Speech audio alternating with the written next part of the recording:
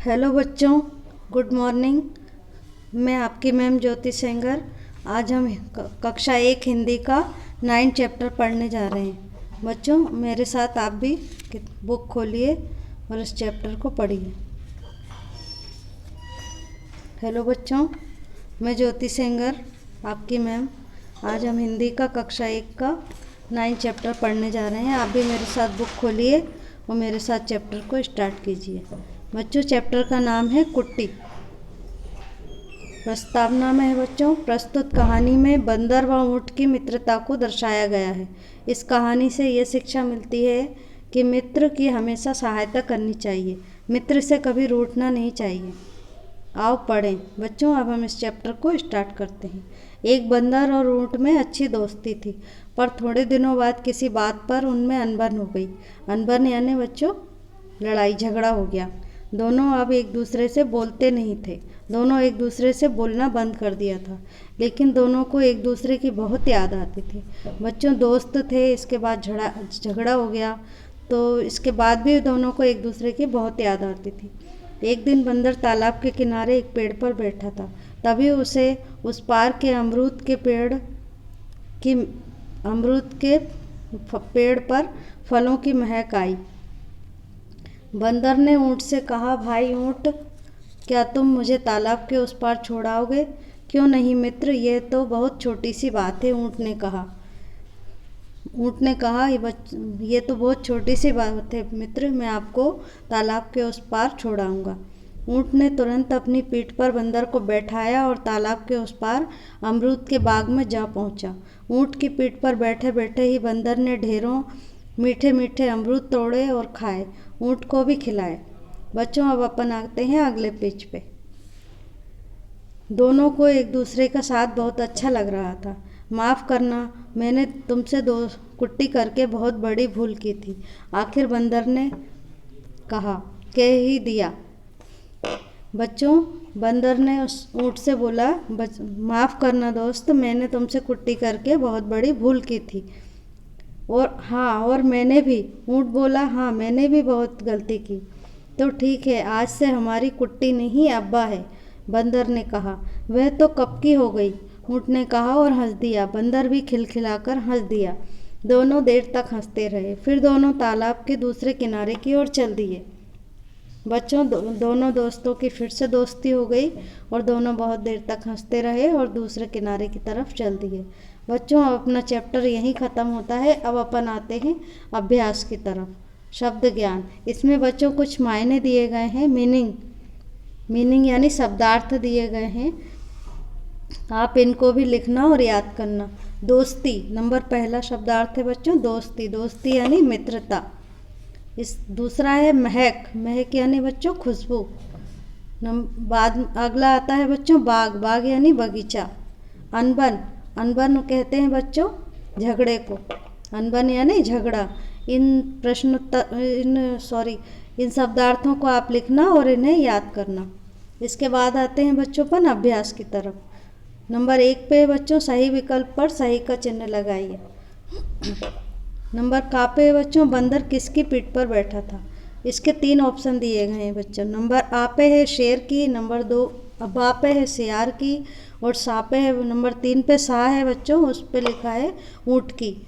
तो बंदर किसकी पीठ पर बैठा था? नंबर सा पे जो ऊँट की लिखा है बच्चों वो सही आंसर है। इसके सामने अपने को राइट का निशान लगाना है। नंबर का पे जो है बच्चों बंदर किसकी पीठ पर बैठा था, इसमें अपने को सा वाले पे ऊँट की जहाँ लिख रहा है उसके आगे अपने को राइट का निशान लगाना है। अब अपन चलते हैं बच्चों खा की तरफ। ऊँट और बंदर कहाँ पहुँचे? इसके भी 3 ऑप्शन है बच्चों। नंबर आ पे है बाग में, नंबर बा पे है बाजार में, नंबर सा पे है बच्चों जंगल में। इसका सही उत्तर है बच्चों नंबर आ बाग में। ऊँट और बंदर कहाँ पहुँचे बच्चों? बाग में। इसका सही आंसर पहला वाला है आ के सामने अपने को राइट का निशान लगाना है। अब अपन बच्चों गा की तरफ चलते हैं। बंदर को किस फल की महक आई? बच्चों गा पे है बंदर को किस फल की महक आई। इसके भी 3 ऑप्शन है बच्चों। नंबर आ केले की, नंबर बा अमरूद की, नंबर सा संतरे की। इसका सही आंसर है बच्चों बा पे जो अमरूद की लिखा है, अमरूद की। ये सही आंसर है। इसके सामने अपने को राइट का निशान लगाना है। बंदर को किस फल की महक आई? अमरूद की। तो नंबर बा के सामने अपने को राइट का निशान लगाना है। अब बच्चों अपन घा की तरफ चलते हैं। ऊँट और बंदर ने कौन सा फल खाया? ऊँट और बंदर ने कौन सा फल खाया? बच्चों इसके भी 3 ऑप्शन दिए गए हैं। नंबर आ पे है अंगूर, नंबर बा पे है आम, नंबर सा पे है अमरूद। ऊँट और बंदर ने कौन सा फल खाया? बच्चों इसका सही आंसर है सा, अमरूद। अमरूद के सामने अपने को राइट का निशान लगाना है। ऊँट और बंदर ने कौन सा फल खाया? अमरूद। तो अमरूद के सामने, सा वाले के सामने अपने को राइट का निशान लगाना है। बच्चों अब अपन चलते हैं प्रश्न उत्तर की तरफ। निम्नलिखित प्रश्नों के उत्तर दीजिए। नंबर का पे है बच्चों, बंदर कहाँ बैठा था? प्रश्न नंबर 1 है बच्चों, बंदर कहाँ बैठा था? इसका उत्तर है, प्रश्न नंबर 1 का उत्तर है बच्चों, बंदर तालाब के किनारे एक पेड़ पर बैठा था। बंदर कहाँ बैठा था बच्चों? इसका आंसर है बंदर तालाब के किनारे एक पेड़ पर बैठा था। नंबर 2 वाला प्रश्न है बच्चों, क्या ऊँट बंदर को तालाब के उस पार ले गया? प्रश्न नंबर खा है बच्चों, क्या ऊँट बंदर को तालाब के उस पार ले गया? प्रश्न नंबर खा का उत्तर है बच्चों, हाँ, ऊँट बंदर को तालाब के उस पार ले गया। नंबर खा का उत्तर है बच्चों, हाँ, ऊँट बंदर को तालाब के उस पार ले गया।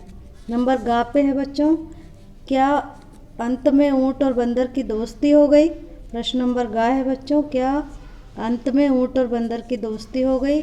इसका उत्तर है बच्चों, नंबर गा का उत्तर है हाँ, अंत में ऊँट और बंदर की दोस्ती हो गई। नंबर गा पे है बच्चों, नंबर गा का आंसर है हाँ, अंत में ऊँट और बंदर की दोस्ती हो गई। बच्चों अब अपन चलते हैं अगले पेज की तरफ। शब्दबोध।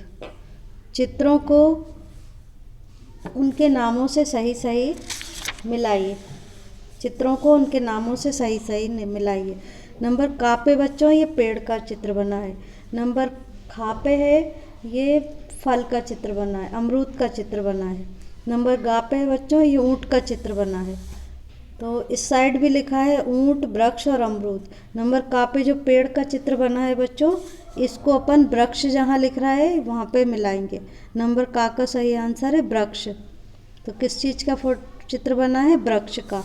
तो ये तीसरे नंबर वृक्ष पे का लिखेंगे। नंबर खा पे आते हैं बच्चों, ये अमरूद का चित्र बना है। तो अमरूद कहाँ लिखा है बच्चों? सबसे लास्ट में, आखिरी में जो तीसरे नंबर पे है वो अमरूद लिखा है। तो नंबर खा अपन अमरूद के पास लिख देंगे। नंबर गा पे आते हैं, ये ऊँट का चित्र बना है बच्चों। तो नंबर जो इस साइड में जो ऊँट लिखा है सबसे पहले नंबर पे, वहाँ पे अपन गा लिख देंगे। ये ऊँट का फोटो है तो यहाँ पे ऊँट लिखा है, वहाँ पे अपन गा लिख देंगे। अब नंबर आगे चलते हैं बच्चों, पढ़िए और समझिए। नंबर का पे है बच्चों, चाचा जी आ रहे हैं। चाचा जी आ रहे हैं। नंबर खा पे है बच्चों, सारे बच्चे आ रहे हैं। नंबर गा पे है, सीमा आ रही है। नंबर घा पे है बच्चों, मुन्नी आ रही है। आगे है बच्चों, इसके आगे लिखा है मामा जी दिल्ली जा, इसके बाद खाली स्थान है बच्चों, कुछ भी नहीं लिखा है। तो इसके आगे अपने को लिखना है मामा जी दिल्ली जा रहे हैं।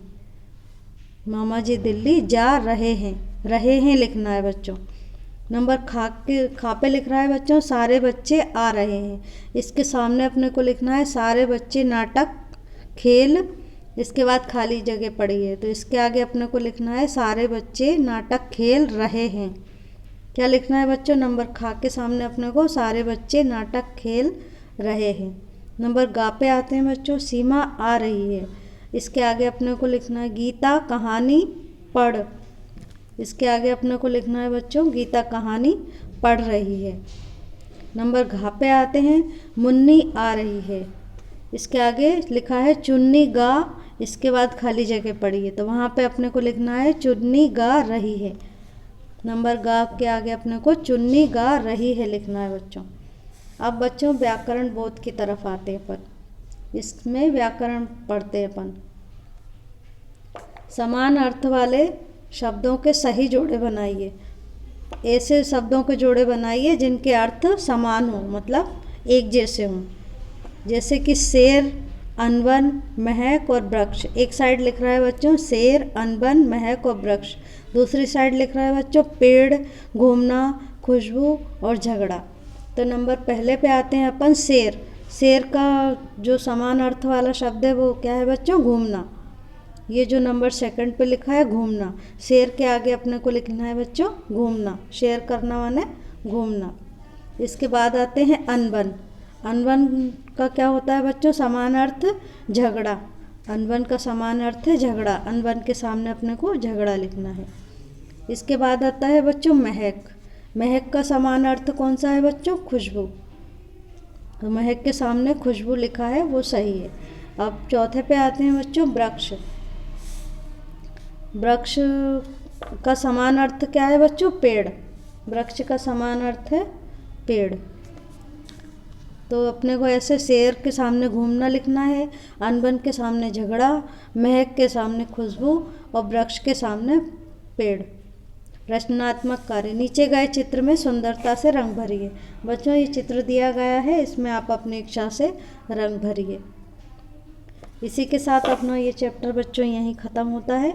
इस चैप्टर को आप दोबारा पढ़िएगा, पढ़ने के बाद इसके प्रश्न उत्तर, शब्दार्थ वगैरह सब याद करिएगा। अगले वीडियो में हम फिर मिलेंगे, तब तक के लिए गुड बाय।